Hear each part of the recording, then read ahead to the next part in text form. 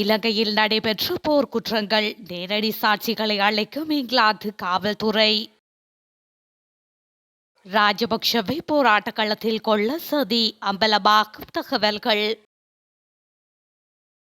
மூன்றாவது முறையாக பிரதமரானார் நரேந்திர மோடி.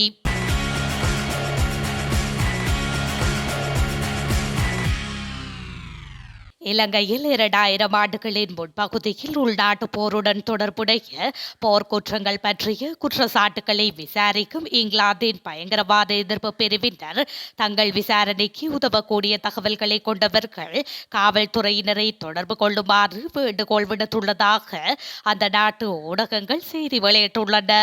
நடைபெற்று வரும் பயங்கரவாத எதிர்ப்பு விசாரணையின் ஒரு பகுதியாக இங்கிலாந்தை தளமாக கொண்ட 2வது நபர் கைது செய்யப்பட்டதை அடுத்து இந்த கோரிக்கை விடுக்கப்பட்டுள்ளதாக கொமாண்டர் டொமினிக் மர்ஃபி தெரிவித்துள்ளார்.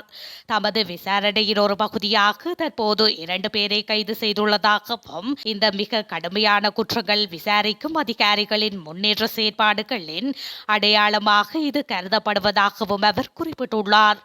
இந்த நிலையில் அனைத்து தீவிரமான வழக்குகளைப் போலவே வழக்கை தொடர்ந்து கட்டமைக்க முடிந்தவரை நேரில் பார்த்த சாட்சியங்கள் தேவை எனவும் இலங்கையில் உள்நாட்டு போரின் போது நடந்த இந்த சம்பவங்கள் குறித்து இதுவரை தெரிவிக்கப்படாத தகவல்களை கொண்டிருப்பவர்கள் காவல்துறையினரை தொடர்பு கொள்ளுமாறு இங்கிலாந்து காவல்துறையினர் கோரியுள்ளனர். தமிழ் பொது வேட்பாளர் தமிழீழ தேசியத்தை உலகிற்கு எடுத்தியம்புவதற்கு தேவை என்று நாடு கடந்து தமிழீழ அரசாங்கத்தின் பிரதமர் ருத்ரகுமாரன் தெரிவித்துள்ளார். எதிர்வரும் ஜனாதிபதி தேர்தலில் தமிழ் பொது வேட்பாளர் விடயம் தொடர்பாக நாடு கடந்து தமிழீழ அரசாங்கத்தின் நிலைப்பாடு பற்றி விவாதத்திற்கு எடுத்துக் கொள்ளப்பட்ட நிலையிலேயே மேற்கண்டவாறு அவர் குறிப்பிட்டுள்ளார். மேலும் தெரிவிக்கையில் 1972 அரசியல் அமைப்பு சட்டத்திற்கோ 1978 அரசியல் அமைப்பு சட்டத்திற்கோ தமிழர்களாகிய நாங்கள் பங்குதாரர்கள் அல்ல. அதற்கு நாங்கள் சம்மதமும் கொடுக்கவில்லை. எனவே அது எங்களை கட்டுப்படுத்த முடியாது. கடந்த 14 வருடங்களாக நாடாளுமன்ற தேர்தல் என்றாலும் சரி, மாகாண சபை தேர்தல் என்றாலும் சரி, நாடு கடந்த தமிழீழ அரசாங்கம் தனது அவையை கூட்டி அந்த தேர்தல்களை எவ்வாறு எங்களுடைய விடுதலை போராட்டத்திற்கு ஒரு கருவியாக பாவிக்கலாம் என்ற அடிப்படையில் தான் நாங்கள் முடிவுகள் எடுத்துள்ளோம். தமிழீழ விடுதலை புலிகளின் நிலைப்பாடும் இவ்வாறாகத்தான் இருந்திருக்கின்றது. இந்த நிலையில் இன்று 3 தெரிவுகள் இலங்கை தேர்தல் தொடர்பாக தமிழ் மக்களிடையே வைக்கப்பட்டுள்ளன. முதலாவது, சிங்களவர்களுடன் பேரம் பேசி எமக்கு அதிக உரிமைகளை தருபவர்களை நாம் ஆதரிக்க வேண்டும். மற்றையது, ஜனாதிபதி தேர்தலை பகிஷ்கரிக்க வேண்டும். மூன்றாவது, தமிழ் பொது வேட்பாளரை நிறுத்த வேண்டும் என அவர் மேலும் தெரிவித்துள்ளார். கொத்துரோட்டி உள்ளிட்ட உணவுப் பொருட்களின் விலையை குறைப்பதற்கு நடவடிக்கை எடுக்கப்பட்டுள்ளது.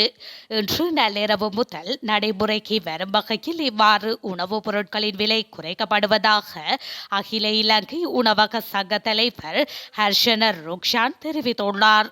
நேற்று முதல் நடைமுறைக்கு வரும் வகையில் எரிவாயுவின் விலை குறைக்கப்பட்டுள்ள நிலையில் அதன் நன்மையை நுகர்வோருக்கும் வழங்கும் பொருட்டு இவ்வாறு உணவுப் பொருட்களின் விலை குறைக்கப்பட்டுள்ளதாக அவர் மேலும் சுட்டிக்காட்டியுள்ளார். இதன்படி மதிய உணவு பொதி மற்றும் கொத்துரோட்டி ஆகியவற்றின் விலை 25 ரூபாவினால் குறைக்கப்பட்டுள்ளது. இதேவேளை ஏனைய சிற்றுண்டி பொருட்களின் விலை 10 ரூபாவினாலும் குறைக்கப்படும் என்றும் தெரிவிக்கப்படுகின்றது. காலி முகத்திடல் போராட்டத்தின் இறுதிக்கட்டத்தின் போது கோட்டாபயவை படுகொலை செய்ய திட்டமிட்டிருந்ததாக போராட்ட செயற்பாட்டாளர்களில் ஒருவரான செஹான் மாலக்கு தெரிவித்துள்ளார். குறித்த விடயத்தை இடையே ஊடகம் ஒன்றுக்கு வழங்கிய நேர்காணல் ஒன்றின் போதே அவர் குறிப்பிட்டுள்ளார். அத்தோடு கோட்டாபயவை படுகொலை செய்ய திட்டமிடப்பட்டிருந்த நிலையில் கோட்டாபயவை சோபித தேரர் காப்பாற்றியதாக அவர் தெரிவித்துள்ளார். கோட்டாபயவின் பிரத்யேக செயலாளர் சுகீஸ்வர பண்டாரு அழுது புலம்பி தலைவரை காப்பாற்றுமாறு சோபித தேரரிடம் கோரியதாக அவர் குறிப்பிட்டுள்ளார். மேலும் கோட்டாபய ராஜபக்ஷ நாட்டை விட்டு வெளியேறுவதற்கு தேவையான ஆவணங்களை பெற்றுக்கொள்ள சோபித தேரர் நடவடிக்கை எடுத்திருந்ததாகவும் மற்றும் நாட்டில் இடம்பெற இருந்த பாரிய இரத்த வெள்ளத்தை தாம் உள்ளிட்ட சிலர் தடுத்ததாகவும் செஹான் மாலக தெரிவித்துள்ளமை குறிப்பிடத்தக்கது. முடிவடைந்த தெற்காசிய தேச தேர்தலில் இந்திய பிரதமர் நரேந்திர மோடியின் வெற்றிக்காக இலங்கை நாடாளுமன்றம் வாழ்த்து தெரிவித்துள்ளது.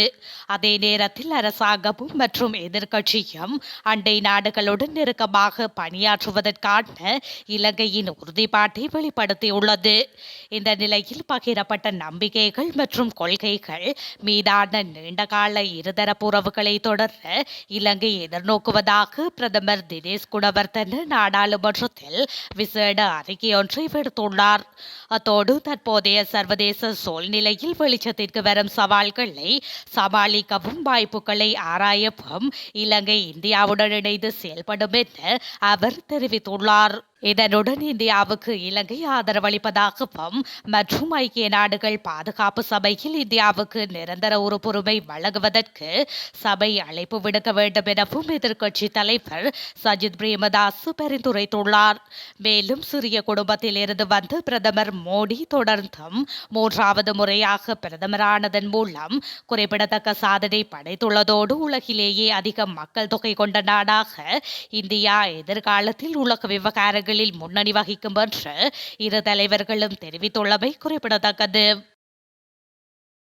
நாட்டில் நிலவும் சீரற்ற வானிலை காரணமாக உயிரிழந்தவர்களின் எண்ணிக்கை 21 அதிகரித்துள்ளது. அனர்த்த முகாமைத்துவ நிலையம் இன்று அதிகாலை 6 மணிக்கு வெளியிடப்பட்டு அறிக்கையிலேயே இந்த விடயம் தெரிவிக்கப்பட்டுள்ளது.